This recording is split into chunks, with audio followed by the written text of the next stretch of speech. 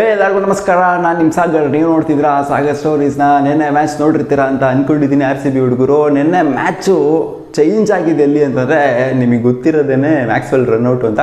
ಒಂದು ರನ್ಔಟು ಇಷ್ಟೊಂದು ಡಿಫ್ರೆನ್ಸ್ ಮಾಡುತ್ತೆ ನೋಡಿ. RCB ಫಸ್ಟ್ ಮತ್ತು ಸೆಕೆಂಡ್ ಸ್ಪಾಟಿಗೆ ಏನು ಮಾಡ್ತಾಯಿದ್ರು, ಇವಾಗ ಫಸ್ಟ್ ಮತ್ತು ಸೆಕೆಂಡ್ ಸ್ಪಾಟಿಗೆ ಹೋಗೋಕ್ಕಾಗಲ್ಲ. RCB ಅಂದರೆ ಕ್ವಾಲಿಫೈರ್ ಆಡೋಕ್ಕಾಗೋದಿಲ್ಲ. RCB ಒಂದು ರನ್ಔಟು ಎಷ್ಟು ಡಿಫ್ರೆನ್ಸ್ ಮಾಡ್ತದೆ ನೋಡಿ. ಸೊ ಇವರೆಲ್ಲೋ ಒಂದು ಕಡೆ ಕೇರ್ಲೆಸ್ ಆಗಿ ತಗೊಂಡ್ರು. SRH ಅವ್ರನ್ನ ಹೊಡೆದ್ಬಿಡ್ಬೋದು, ಇವ್ರನ್ನ 8th ಸ್ಪಾಟಲ್ಲಿ ಅವರೇ ಇವರು ಒಳ್ಳೆ ಟೀಮ್ಗಳು ಅಂದ್ಕೊಂಡು ಹೊಡೆದ್ಬಿಡ್ಬೋದಾ ಇವ್ರನ್ನ ಅಂತ ಅಂದ್ಕೊಂಡ್ರ ಅಂತ ಕಾಣಿಸುತ್ತೆ. 140 ದುಬೈ ಸ್ಟೇಡಿಯಮಲ್ಲಿ ಅದು ಪಾರ್ ಸ್ಕೋರೇ ಅಲ್ಲ, 140 ಮಿನಿಮಮ್ ಸ್ಕೋರ್ ಅಂತಲೇ ಅನ್ಕೊಳ್ಳಿ. 160 170 ಅಲ್ಲಿ ಪಾರ್ ಸ್ಕೋರು. ಸೊ ಆ ಥರ ಇದೆ ಅಲ್ಲಿ ಪಿಚ್ಚು. ಹೊಡಿಬೋದು ಅಂತ ಅಂದ್ಕೊಂಡಿದ್ವಿ ಎಲ್ಲರೂ, ಬಟ್ ಏನಾಯಿತು ಅಂತ ನಿಮ್ಮೆಲ್ಲರಿಗೂ ಗೊತ್ತಿರೋದನ್ನೇ. 1 ರನ್ಔಟ್ ಡಿಫ್ರೆನ್ಸ್ ಮಾಡಿದ್ದು, ಮತ್ತು ABDಗೆ ಕರೆಕ್ಟಾಗಿ ಸ್ಟ್ರೈಕ್ಸ್ ಇಲ್ಲ ಲಾಸ್ಟ್ 2-3 ಓವರಲ್ಲಿ.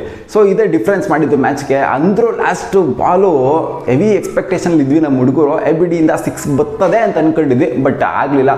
ಏನೋ ಮಾಡೋಕ್ಕಾಗೋದಿಲ್ಲ, ಕೆಲವೊಮ್ಮೆ ಈ ಥರ ಎಲ್ಲ ಆಗ್ತವೆ. ಬಟ್ ಇವಾಗ RCB ಏನು ಮಾಡಬೇಕು ಅಂತಂದರೆ, ಏನೋ ಮಾಡಬಾರ್ದು.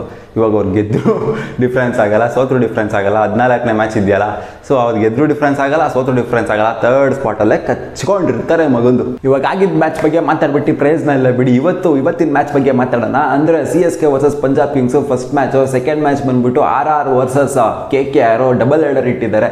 ಸೊ ನಾಳೆನೂ ಕೂಡ ಡಬಲ್ ಹೆಡರ್ ಇದೆ ನಿಮಗೆ. IPL ಆದಷ್ಟು ಬೇಗ ಮುಗಿಸ್ಬೇಕು ಅಂತ ವೀಕ್ ಡೇಸಲ್ಲೂ ಡಬಲ್ ಹೆಡರ್ ಇಡ್ತಾವ್ರೆ ನೋಡಿ. ನಮಗೆ IPL ಆದಷ್ಟು ಲೇಟಾಗಿ ಮುಗಿಬೇಕು ಅಂದರೆ ಇವರಿಗೆ ಬೇಗ ಮುಗಿಬೇಕು ಬಿಡಿ. ಏನು ಮಾಡೋಕ್ಕಾಗಲ್ಲ, ನಾವು ನೋಡೋದನ್ನ ನೋಡ್ತೀವಿ, ಅವರು ಆಡೋದನ್ನ ಆಡ್ತಾರೆ. ಇವತ್ತು ಏನಾಗುತ್ತಪ್ಪ ಮ್ಯಾಚ್, ಫಸ್ಟ್ನೇ ಮ್ಯಾಚ್ ಅಂದರೆ ಇವತ್ತು ಯಾರೇ ಗೆದ್ರೂ ಏನೂ ಡಿಫ್ರೆನ್ಸ್ ಆಗೋದಿಲ್ಲ ಆಯಿತಾ. ಅಂದರೆ CSK ಡಿಫ್ರೆನ್ಸ್ ಆಗುತ್ತೆ. ಅವರು ಫಸ್ಟ್ ಸ್ಪಾಟಿಗೆ ಏನು ಮಾಡ್ತಾ ಇರ್ತಾರೆ, ಸೆಕೆಂಡ್ ಸ್ಪಾಟಲ್ಲಿರೋರು ಅವ್ರಿಗೂ ಏನು ಬೇಜಾನೇನು ಡಿಫ್ರೆನ್ಸ್ ಆಗೋದಿಲ್ಲ. ಫಸ್ಟ್ ಸ್ಪಾಟಲ್ಲಿದ್ರೇನೋ ಸೆಕೆಂಡ್ ಸ್ಪಾಟಲ್ಲಿದ್ರೇನೋ ಆಡೋದು ಕ್ವಾಲಿಫೈರ್ ಒಂದೇ ತಾನೇ ಅಲ್ಲಿ. ಸೊ RCBಗೂ ಏನು ಡಿಫ್ರೆನ್ಸ್ ಆಗಲ್ಲ. ಇವ್ರು ಸೋತ್ರು. ನಿನ್ನೆ ಏನಾದ್ರು ಅಕಸ್ಮಾತ್ ಗೆದ್ದಿದ್ರೆ RCB, ಇವತ್ತು ಡಿಫ್ರೆನ್ಸ್ ಆಗೋದು CSK ಸೋತಿದ್ದಿದ್ರೆ. ಸೊ ಇವತ್ತೇನು ಡಿಫ್ರೆನ್ಸ್ ಆಗಲ್ಲ ಬಿಡಿ. ಬಟ್ ಪಂಜಾಬ್ ಅವರು ಗೆಲ್ಲಕ್ಕೆ ನೋಡ್ತಾ ಇರ್ತಾರೆ. ಲಾಸ್ಟ್ ಮ್ಯಾಚು ಗೆದ್ಬಿಟ್ಟು CSK ಅಂತ ಟೀಮ್ಗೆ ಆಫ್ ಇಡೋಣ ಅಂತ ನೋಡ್ತಾ ಇರ್ತಾರೆ ಪಕ್ಕ. ಈ ಮ್ಯಾಚು ಯಾರು ಗೆಲ್ತಾರೆ ಅಂತ ನೋಡ್ಬೋದು ಅಂತಂದರೆ, ಪ್ರಿಡಿಕ್ಷನ್ ನೋಡೋದಾದ್ರೆ, ಜಿಂಗಾಲಕ ಪ್ರಿಡಿಕ್ಷನ್ ನೋಡೋದಾದರೆ ಈ ಮ್ಯಾಚು ನಾನು CSK ಅಂತಲೇ ಹೇಳ್ತಿದ್ದೆ. ಎಲ್ಲ ಮ್ಯಾಚು ಈ ಸ್ವಲ್ಪ ಡಿಫ್ರೆಂಟಾಗಿ ಹೋಗೋಣ. ಪಂಜಾಬ್ ಕಿಂಗ್ಸು ಕಮ್ ಬ್ಯಾಕ್ ಮಾಡ್ತಾರೆ ಅಂತ ಅಂದ್ಕೊಂಡಿದ್ದೀನಿ ನಾನು. ಪಂಜಾಬ್ ಕಿಂಗ್ಸು ಈ ಮ್ಯಾಚು ಗೆಲ್ಲಬಹುದು ಅಂತ ಹೇಳ್ತೀನಿ. 100% ಗೆಲ್ತಾರೆ, 100% ಗೆಲ್ತಾರೆ ಅಂತ ಹೇಳಲ್ಲ, ಗೆಲ್ತಾರೆ ಮ್ಯಾಮ್. ಅಂದರೆ ಗೊತ್ತಲ್ಲ ನಿಮಗೆ ನನ್ನ ಪ್ರಿಡಿಕ್ಷನ್ ಹೆಂಗಿರುತ್ತೆ ಅಂತ. ಗೆಲ್ತಾರೆ. ಸೊ ಸೆಕೆಂಡ್ ಮ್ಯಾಚ್ ನೋಡೋದಾದರೆ RR ವರ್ಸಸ್ KKR. ಈ ಮ್ಯಾಚಲ್ಲಿ ಸಿಕ್ಕಾಪಟ್ಟೆ ಕ್ರೂಷಿಯಲ್ ಯಾರಿಗೆ ಅಂತಂದರೆ, RR already out of the tournament. KKRಗೆ ಒಂದು ಚಾನ್ಸು ಪ್ಲೇ ಆಫ್ಸಿಗೆ ಕ್ವಾಲಿಫೈ ಆಗಬೇಕು ಅಂದರೆ, 4th ಪೊಸಿಷನ್ ಆಕ್ಯುಪೈ ಮಾಡ್ಕೋಬೇಕು ಅಂದರೆ, ಈ ಮ್ಯಾಚ್ ಅವ್ರಿಗೆ ಗೆದ್ದರು ಅಂತಂದರೆ ಅವರಿಗೆ ಸಿಕ್ಕಾಪಟ್ಟೆ ಚಾನ್ಸಸ್ ಇರುತ್ತೆ 4th ಪೊಸಿಷನ್ಗೆ ಆಕ್ಯುಪೈ ಮಾಡ್ಕೊಡೋದಕ್ಕೆ. ಸೊ ನೋಡುವ ಏನಾಗುತ್ತೆ ಅಂತ. ಈ ಮ್ಯಾಚ್ ಪ್ರಿಡಿಕ್ಷನ್, ಜಿಂಗಲಾಕ ಪ್ರಿಡಿಕ್ಷನ್ ಏನಾಗಬಹುದು ಅಂತ ಅಂದರೆ, KKR ಗೆಲ್ತಾರೆ ಅಂತ ಹೇಳ್ತೀನಿ ಮ್ಯಾಮ್ ನಾನು.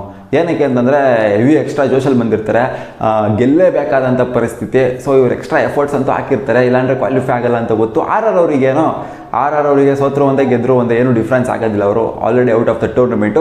ಸೊ ಇವರು KKR ಗೆಲ್ತಾರೆ ಅಂತ ಹೇಳ್ತೀನಿ ಈ ಮ್ಯಾಚಲ್ಲಿ. ಸೊ 2 ಮ್ಯಾಚು ಗೊತ್ತಲ್ಲ, ಪಂಜಾಬು ಮತ್ತು KKR 2 ಮ್ಯಾಚ್ ಇವರಿಬ್ಬರು ಗೆಲ್ತಾರೆ ಅಂತ ಹೇಳಬಹುದು. ಸೊ ಇನ್ನೇನು ಮ್ಯಾಮ್, ನಿಮ್ದೇನು ಪ್ರಿಡಿಕ್ಷನು, ಜಿಂಗಲಾಗ ಪ್ರಿಡಿಕ್ಷನು ಕಮೆಂಟ್ ಬಾಕ್ಸಲ್ಲಿ ಉದುರಿಸಿ ನೋಡುವ. ವಿಡಿಯೋ ಇಷ್ಟ ಆಗಿತ್ತು ಅಂದರೆ ಒಂದೇ ಒಂದು ಲೈಕ್ ಮಾಡಿ. ನಮ್ಮ ಯೂಟ್ಯೂಬ್ ಚಾನಲ್ ಸಬ್ಸ್ಕ್ರೈಬ್ ಆಗಿಲ್ಲ ಅಂದರೆ ಸಬ್ಸ್ಕ್ರೈಬ್ ಕೂಡ ಆಗ್ಬೋದು ಗಾಯ್ಸ್. ಸಿಗೋಣ ಮುಂದಿನ ವಿಡಿಯೋದಲ್ಲಿ. ಚಿಯರ್ಸ್, ಬಾಯ್.